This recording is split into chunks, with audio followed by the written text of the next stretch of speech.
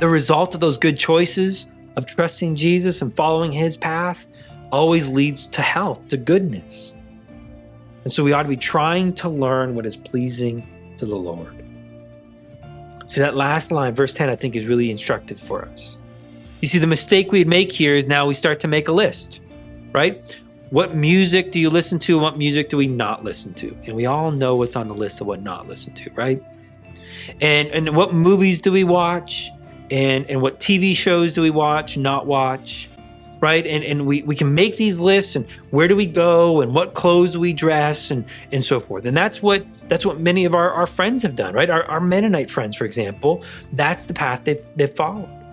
And they think that if we can create these rules, that's going to keep us safe. That's what's going to protect us. But that's just going back to the law. That's not what he's saying to us. I think verse 10 tells us, because it's much more about behavior. He's saying here, learn what it is that is pleasing to the Lord. The word they're trying to learn would be better to be translated as discerning.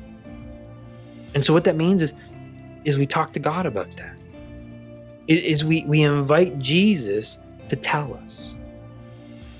You see, Paul wrote to the church in Corinth, a church that was definitely struggling with immorality, definitely struggling with impurity, definitely struggling with greed. I mean, they were getting drunk. They were overeating at communion, at Lord's table. They were one man was sleeping with his father's wife. They were arguing over who was the better Christian, because who do they follow, and so forth. All kinds of problems in that church. And Paul, he has these two verses, 1 Corinthians 6:12 and 10:23. But basically it says this. In both those verses, it says, all things are lawful.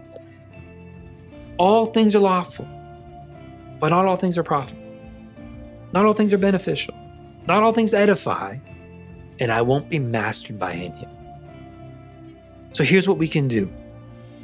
Here we can take the things that we're using to entertain us, the things that we're using to feed our bodies, that we're using to feed our souls, our minds, and we can ask Jesus now, Jesus, is this beneficial for me? I mean, does it help me to watch that sexual show?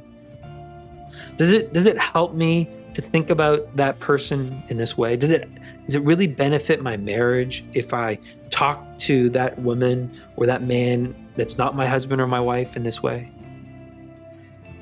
We invite Jesus to begin to tell us what's right or not, what's not right, what's healthy and not healthy.